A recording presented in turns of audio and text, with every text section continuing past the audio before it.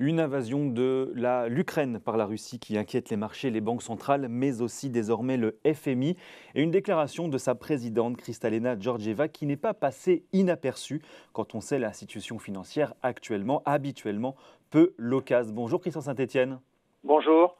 Professeur au CNAM, économiste, membre du Cercle des économistes. Je cite la présidente du FMI, l'invasion de l'Ukraine par la Russie ajoute un important risque économique pour la région et pour le monde.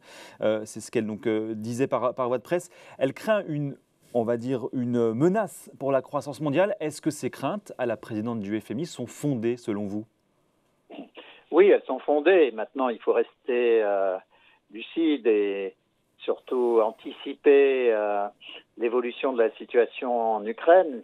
Si ça ne déborde pas de l'Ukraine et si après que la Russie ait envoyé ses troupes, il y ait une indication qu'on pourrait trouver une solution politique qui était réclamée par les Russes depuis très longtemps compte tenu de l'histoire conjointe de l'Ukraine et de la Russie.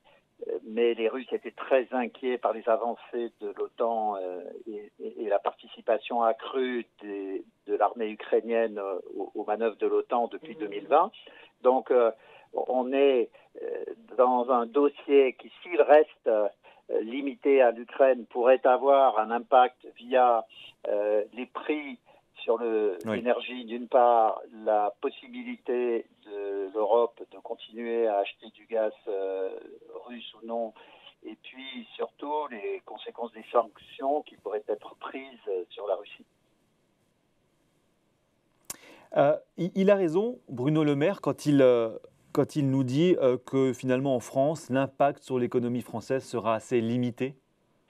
L'impact direct sera assez limité puisque nous recevons 20% de nos importations de gaz de la Russie contre, par exemple, les 2/3 en Allemagne. On dit toujours que la Russie fournit 40% du gaz de l'Union européenne, mais ce n'est pas du tout les mêmes proportions selon les pays. Donc c'est 2/3 pour l'Allemagne et 20% pour nous, sachant que le pays qui nous fournit le plus de gaz, c'est la Norvège, et puis après la Russie, ce sont les Pays-Bas, et on peut compenser en augmentant les importations de gaz de schiste venant des États-Unis.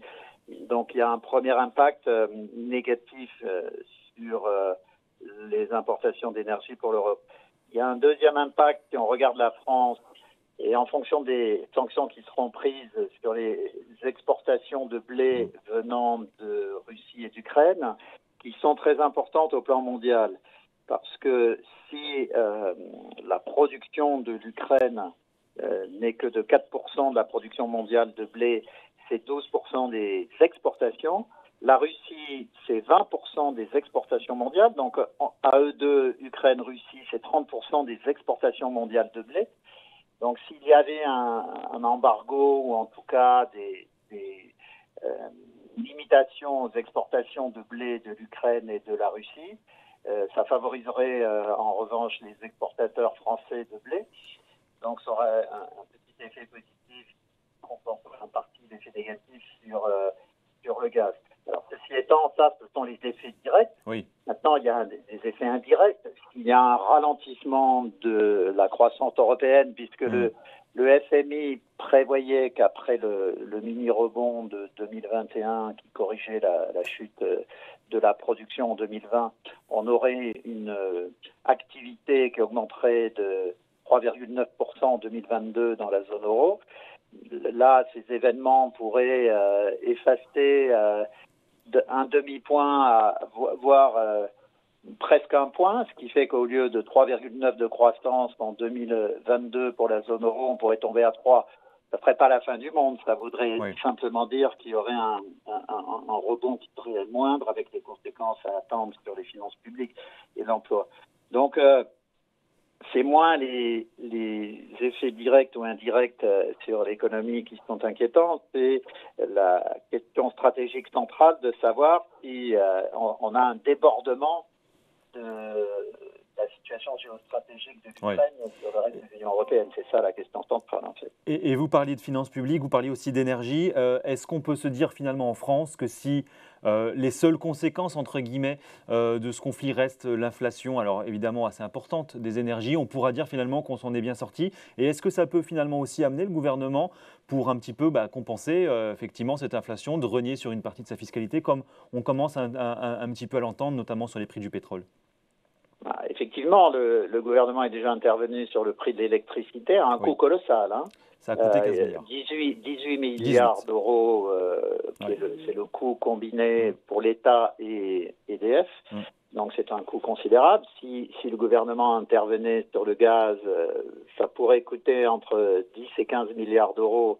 Et donc ça veut dire que le déficit public de 2022 serait fortement aggravé. Mais ce qui m'inquiète le plus à moyen terme, c'est l'incapacité des Européens de se désaligner des États-Unis et d'être capables de négocier avec la Russie un nouvel ordre géostratégique européen. C'est ce qu'il fallait faire avant que les Russes envahissent l'Ukraine. Donc toute la question, c'est la profondeur et l'ampleur de ce conflit pour savoir si on pourra ou non après réenclencher réellement des négociations sur ce nouvel ordre géostratégique européen. Le problème, bien sûr, et on retombe sur les questions françaises, c'est que la France étant terriblement affaiblie sur le plan économique et sur celui des finances publiques, puisque nous sommes le seul pays avec le seul grand pays de l'Union européenne avec le double déficit, un énorme déficit extérieur et un très gros déficit public.